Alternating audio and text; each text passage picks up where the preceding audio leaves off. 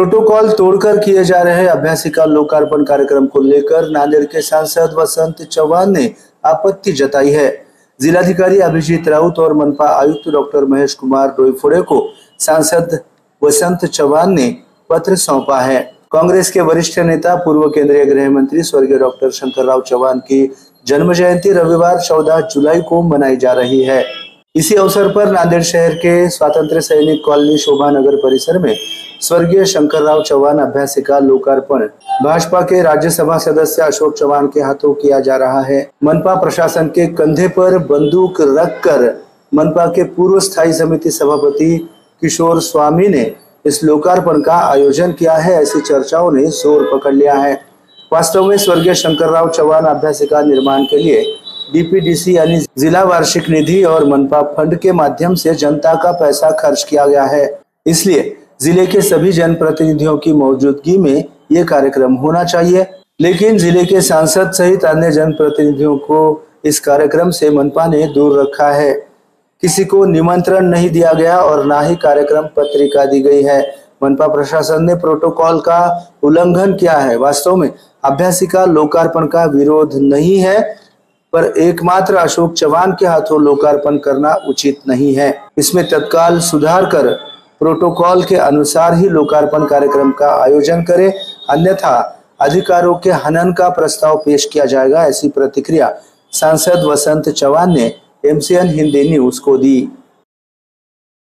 मी पेपरमध्ये वाचलं, बातमी आली की उद्या शंकरराव चौहान साहेबांच्या नावानं जी अभ्यासिका काढली त्या बिल्डिंगचं उद्घाटन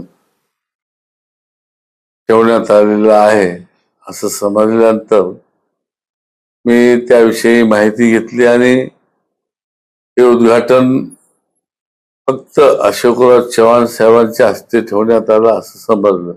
त्यामुळं हे जी बिल्डिंग झाली ती सरकारच्या पैशाच्या माध्यमातून झालेली आहे आणि हे उद्घाटन एकाच्या हस्ते न होता जिल्ह्यातील जे काही लोकप्रतिनिधी असतील त्यांच्या हस्ते त्या ठिकाणी झालं पाहिजे ही भावना आणि साहजिक आहे आणि आजपर्यंत तशा कार्यक्रम झालेले आहेत। पण निश्चित या ठिकाणी लोकप्रतिनिधींना डावलून पर्सनल अशोकराव चव्हाण साहेबांच्या हस्ते उद्घाटन ठेवणं हे उचित नाही, याविषयी आम्ही आक्षेप घेतलेला आहे। उद्घाटन होण्याविषयी आमचा आक्षेप नाही, पण लोकप्रतिनिधीला डावलल्यामुळे हा आक्षेप। त्याविषयी मी कलेक्टर साहेबांना आणि कमिशनर साहेबांना पत्र स्वतः दिलं। जे काही उद्या या ठिकाणी तसं केलंच तर हक्क भंग प्रस्ताव मांडण्याच्या दृष्टीने आम्ही प्रयत्न करू। उद्या स्वर्गीय शंकरराव चव्हाण साहेबांची जयंती आहे। दरवर्षीप्रमाणे काँग्रेस कमिटीच्या वतीनं या ठिकाणी काँग्रेस पक्ष कार्यालयामध्ये त्यांना श्रद्धांजली वाहून त्या ठिकाणी मोठ्या प्रमाणामध्ये रक्तदान शिबिर ठेवण्यात आलेले काँग्रेस पक्षातर्फे।